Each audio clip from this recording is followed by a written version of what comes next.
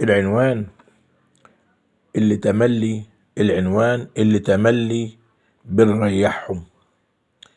اللي تملي بنريحهم ولا غير هم يا ناس تعبنا. نعمل ايه في اللي بيجرى؟ الشك منهم دايما لينا ولا غير لينا. اللي انا شايفه من اللي بيحصل واللي جرالي كده قصدنا، ولا غير احنا اللي القسوة ولا معارضة بيعندونا. بس ازاي؟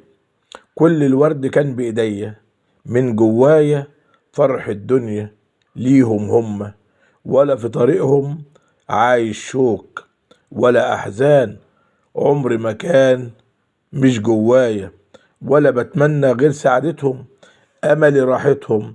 وان كانوا هم جرحوا فيا، هم ضنوني كتير بكوني، خلوني فيها وحدي وحيد ولا في الدنيا. زينا مين صعب الاقي زينا فيها، ولا في الماضي كانت حكايتنا، ولا دلوقتي ولا هتكون موجودة بكرة.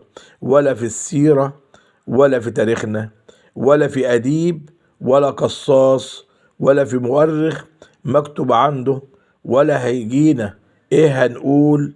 الله يسامحهم كل جراحهم، كل عذابهم ولا غير فينا، كل ألمهم ولا غير فينا.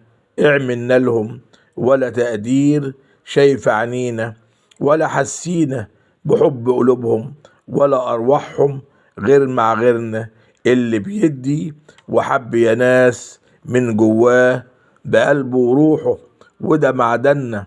ليه كرهنا مش عايزيننا؟ ليه تعبنا؟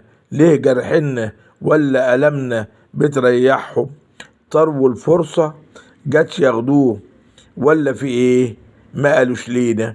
زارع الورد بيحصد شوك، واللي بيزرع شوك في زماننا حصد الورد.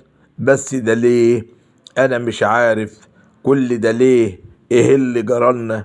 مقلوب حالنا ما عادش قلوب ولا في عقول ولا موجودة يا ناس أرواحنا. لو موجودة كنا ارتحنا.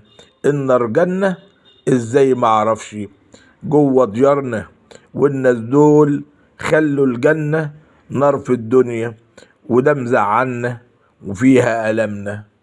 اللي تملي بنريحهم ولا غير هم يا ناس تعبنا.